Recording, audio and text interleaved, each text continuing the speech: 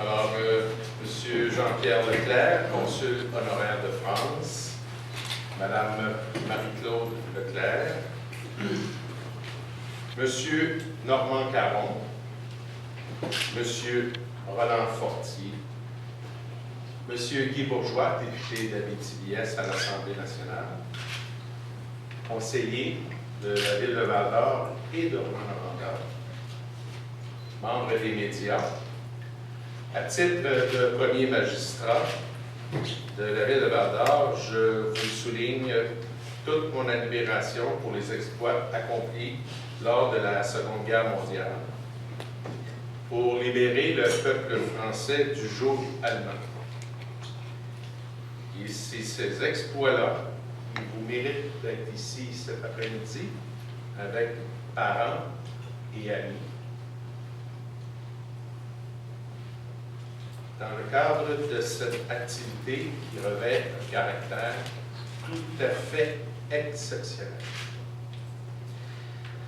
Je salue votre courage et votre détermination alors que vous avez combattu dans des conditions très difficiles, voire même inimaginables, pour la liberté et l'égalité des peuples. Je prends part avec fierté à la présente cérémonie de la Légion d'honneur de France qui reconnaît l'apport de 2 citoyens, canadiens, québécois. Je voudrais ajouter Val-d'Orien puisqu'on est à Val-d'Or cet après-midi, mais je dois humblement et modestement confesser que puisque ces vétérans ou ces vénérables vétérans ont 92 et 94 ans, ça serait prétentieux de dire que vous êtes Val-d'Orien pur laine. Parce que Val-d'Or fêtait ses 80 ans le 15 août 2015. Alors, il y a on est un petit peu de cours, là. Mais j'ai fait une petite recherche vite, et il y a un Estrien et un Gaspésien. Il a perdu son accent, donc vous allez avoir de la misère à identifier lequel qui est lequel. Par contre, celui qui est estrien est arrivé à Val-d'Or avant Val-d'Or. Il est arrivé en décembre 1934. Qu'est-ce qui existait en 1934 sur le territoire de la municipalité d'aujourd'hui? C'était Bourlamaque. Mais peut-être qu'il était dans le faubourg de Bourlamaque, dans ce qui allait être Val-d'Or éventuellement. Ça, je vais vous laisser jaser de ça avec eux parce que, à ma grande surprise, M. Caron et Fortier sont toutes là. Toutes. D'ailleurs, celui qui est depuis peu à Val-d'Or, depuis 1 an et demi au Jardin du patrimoine, m'a humblement confessé tantôt que la chose qui avait été la plus difficile pour lui en arrivant à la résidence, c'est de s'habituer aux vieux.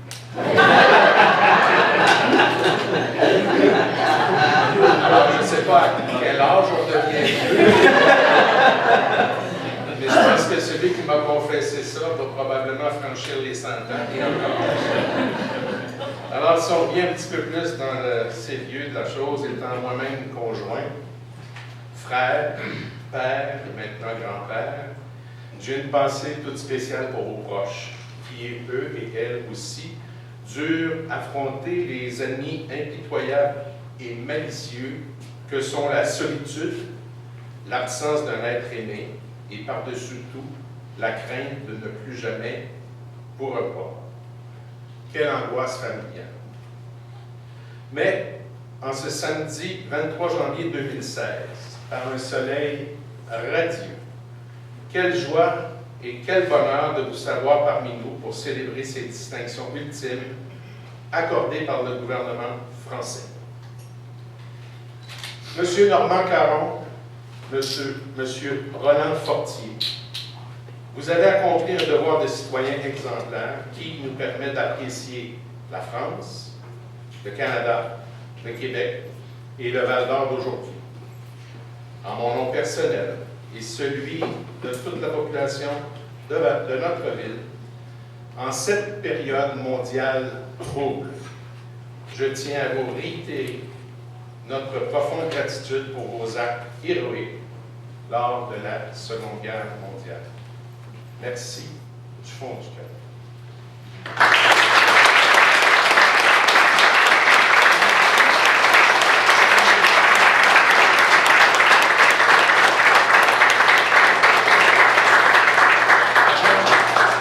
Avant de céder la parole à M. Jean-Pierre Leclerc, consul honoraire de France, qui va pouvoir vous en dire pas mal plus long que moi sur nos deux récipiendaires d'aujourd'hui, je m'en voudrais de ne pas mentionner avant que dans le brouhaha de la fin de la cérémonie, on oublie, on vous le rappellera peut-être, il y aurait lieu de signer le livre d'or avant de sortir. Et cette signature-là, et non seulement pour les dignitaires, les récipiendaires, mais aussi pour toutes les personnes qui auront participé à cette activité de cet après-midi. Merci de votre collaboration. Et la suite appartient à M. Leclerc.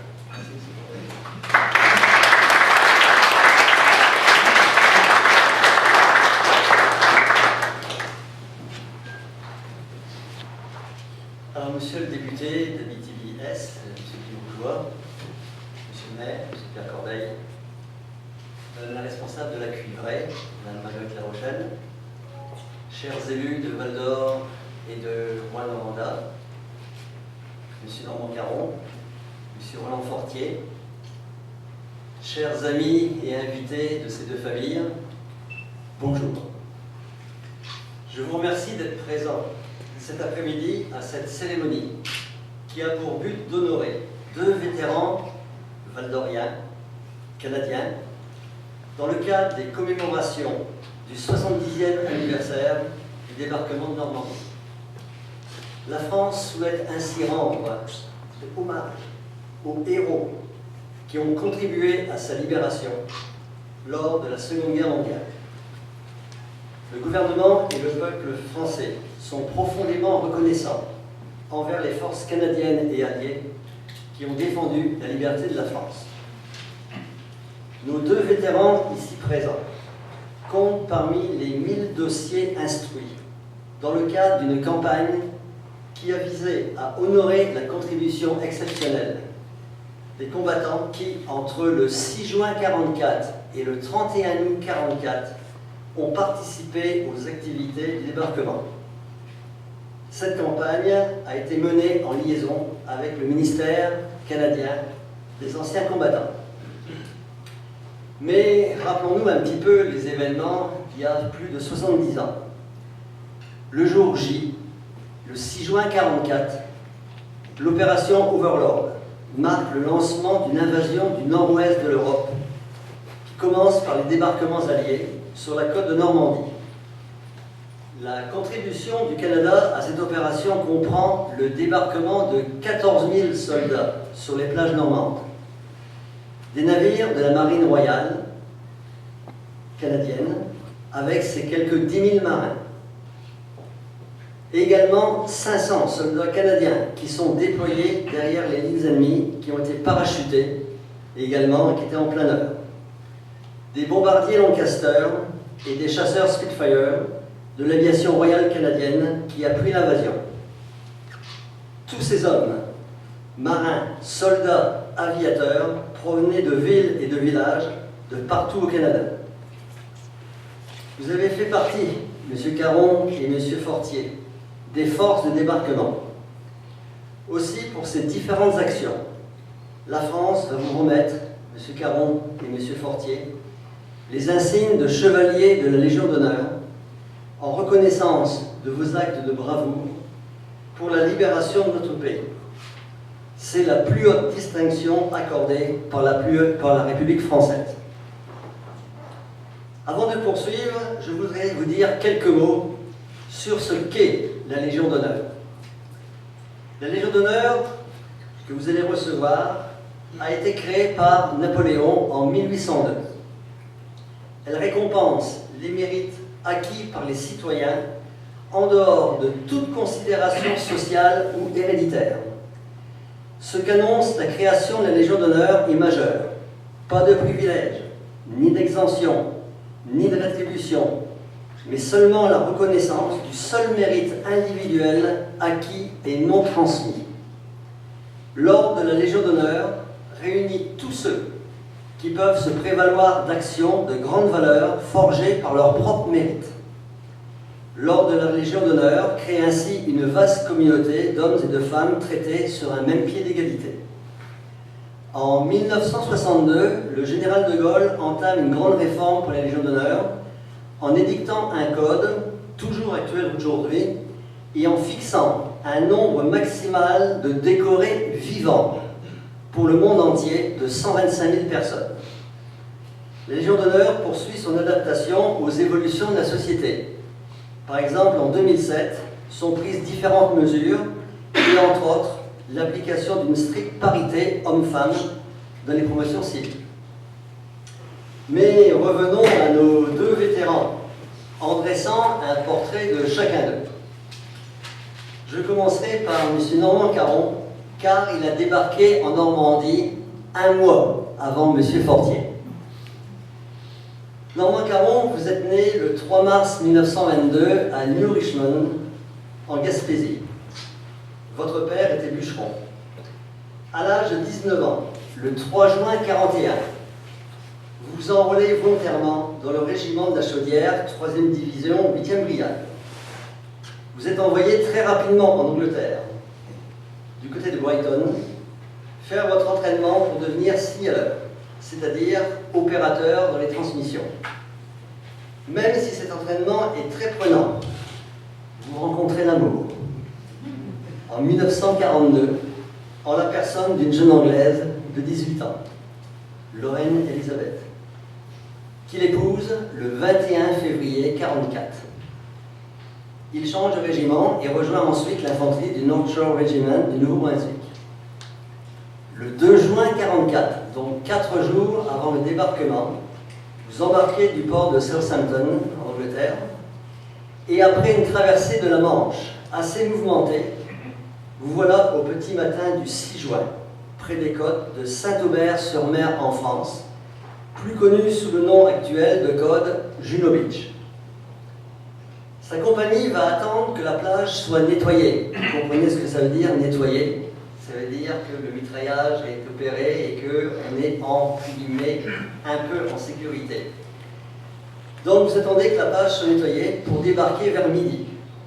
Une centaine de soldats allemands étaient en garnison à Saint-Aubin-sur-Mer et vous opposèrent une lourde résistance sur la plage et dans la ville pendant que les Canadiens attaquaient vers l'intérieur des terres. 359 Canadiens y laisseront leur vie ce jour-là, le jour J. Monsieur Caron, vous avez participé par la suite à l'élaboration de tranchées pour ensuite vous occuper réellement des transmissions. Ce sera ensuite un départ pour la ville de Caen. Quand je dis la ville, non, la bataille de Caen, qui durera 32 jours, avec d'énormes pertes, autant militaires que civiles. Au total, on dénombrera 18 700 victimes canadiennes durant la campagne de Normandie.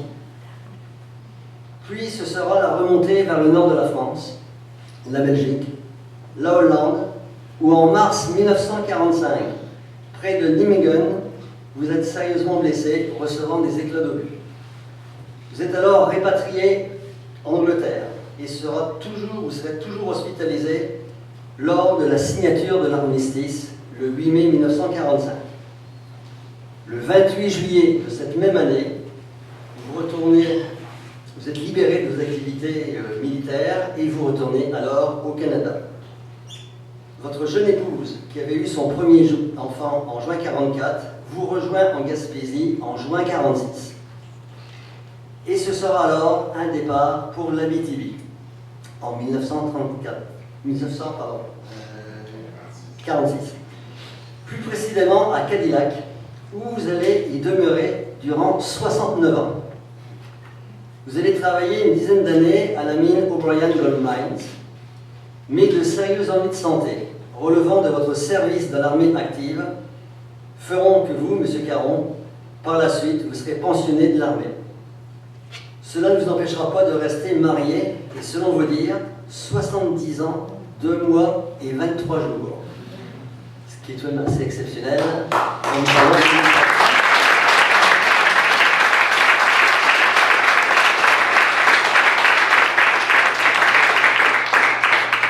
D'avoir 5 enfants, donc d'un été né en Angleterre, d'avoir 10 petits-enfants et 7 arrière-petits-enfants.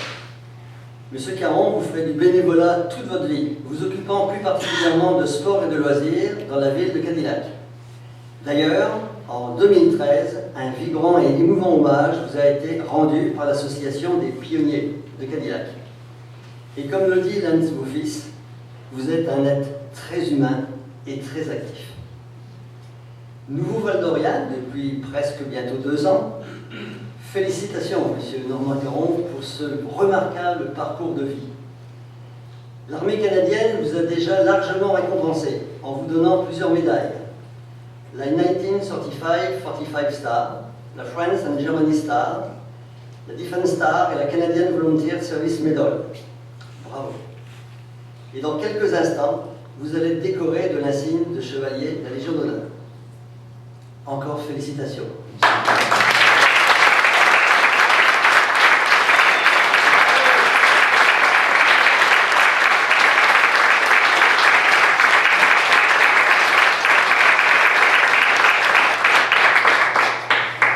Rassurez-vous, Monsieur Fortier, je ne vous ai pas oublié. Votre parcours est tout aussi impressionnant. Vous êtes né le 14 octobre 1923 à Sherbrooke. Votre père était barbier. Votre mère est issue des Premières Nations de Sault-Sainte-Marie, ce qui fait que vous revendiquez aujourd'hui d'être de descendance amérindienne. Dès l'âge de 12 ans, vous accompagnez vos parents qui s'établiront définitivement à Val-d'Or. À l'âge de 17 ans, vous trouvez votre premier emploi à la mine Cisco. Mais le goût de l'aventure vous attire et en 1942, vous avez alors 19 ans, vous vous engagez volontairement auprès du régiment des fusiliers Mont-Royal. Vous passez par les différents camps de Longueuil, Saint-Jérôme, Lauson, Farnham. En 1943, vous êtes transféré à Halifax pour ensuite gagner l'Angleterre que vous abordez à Liverpool. Vous poursuivez votre entraînement auprès de la 2e division d'infanterie des fusiliers Mont-Royal à Wisley pour participer à la défense de l'Angleterre contre toute menace d'invasion. Dans le cadre de cet entraînement, vous vous engagez dans une compagnie volontaire pour être éclaireur, patrouilleur. Le 7 juillet 1944, un mois après les premiers débarqués, vous êtes parti de Dover, Douvres. Votre régiment débarque sur le continent européen en se joignant à la tête de ponts alliés en Normandie. Vous vous dirigez alors vers Caen, où vous participez à cette sanglante bataille. Messieurs Caron et Monsieur Fortier, sans se connaître, étaient présents lors de cette bataille de Caen. En août, vous prenez part à la poussée menant à la prise de Falaise et à l'encerclement de l'armée allemande. Poursuivant l'ennemi qui se replie en direction de l'Allemagne, avec les fusiliers Mont-Royal, vous traversez le nord-ouest de la France pour vous rendre en Belgique, passant par Vimoutiers, Orbec, Tiberville et Rouen. Vous êtes accueilli en grande pompe à Dieppe. Vous combattez devant Dunkerque et dans la région d'Anvers, en Hollande. Vous poursuivez d'ailleurs ces combats en Hollande pour pénétrer ensuite en Allemagne, où vous participez à plusieurs batailles dans les forêts de Meuland et d'Orschwald, pour finalement vous stabiliser à Oldenburg. À la fin de la guerre, avec votre compagnie, vous atteignez Berlin, où vous y resterez un mois. Et puis ce sera le retour. Du port d'Ostende en Belgique, couvert de gloire, vous regagnez l'Angleterre, vous y resterez 2 mois, pour ensuite rentrer au Canada le 28 octobre 1945. Vous êtes libéré de vos obligations militaires en novembre de la même année. Et après, que faites-vous? Vous vous mariez. Et permettez-moi d'ailleurs de saluer votre épouse, Thérèse Bourgeois, ici présente. Madame Bourgeois.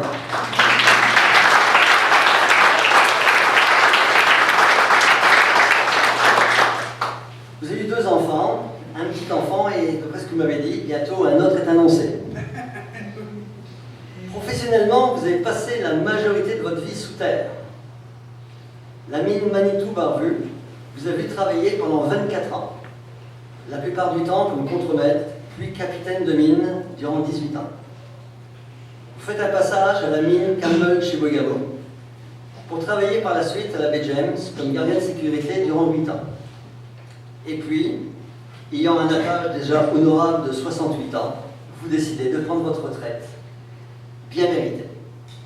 Même si les différentes tâches que vous avez occupées étaient très prenantes, cela ne vous a pas empêché de pratiquer plusieurs sports pour vos loisirs. Entre autres, je citerai le hockey, le tennis, le golf. Félicitations donc, Monsieur Fortier, pour ce remarquable parcours de vie. L'armée canadienne vous a déjà récompensé, tout comme Monsieur Caron, en vous remettant plusieurs médailles, dont celle déjà citée par votre compagnon et désormais ami. Messieurs Fortier et Caron demeurent au Jardin du Patrimoine dans le même étage. Bravo à vous deux. Encore bravo. Et je signalerai vraiment particulièrement vos facultés mémorielles. J'ai eu une entrevue avec M. Caron et M. Fortier il y a de cela 2 semaines. Ça durait peut-être 1h30, 2 heures, je ne sais plus exactement. Mais je serais resté toute l'après-midi à début de soirée, tellement ils en avaient à raconter. Avec une capacité et des récits historiques, dynamiques et passionnants que vous allez leur compter. Je vous ai parlé assez. Voilà le moment tant entendu, auquel je suis fier vraiment, en tant que consul honoraire et représentant de l'ambassade de France à Ottawa et du consulat général de France à Montréal, de vous remettre dans quelques instants les insignes de chevalier de la Légion d'honneur. Alors je vais donc procéder aussi par ordre chronologique. D'abord M. Caron, qui est arrivé et qui a débarqué le 6 juin 1944. M. Caron, si vous voulez vous lever.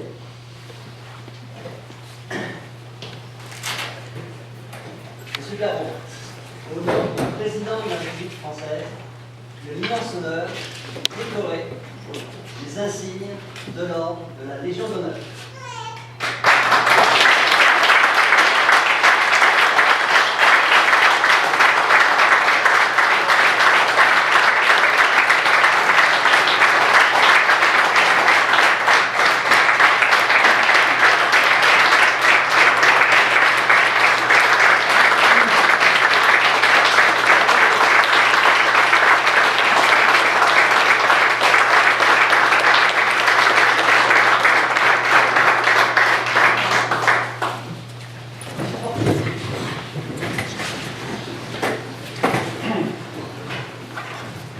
Au nom du président de la République française, j'ai l'immense honneur de vous décorer les insignes de l'ordre de la Légion d'honneur.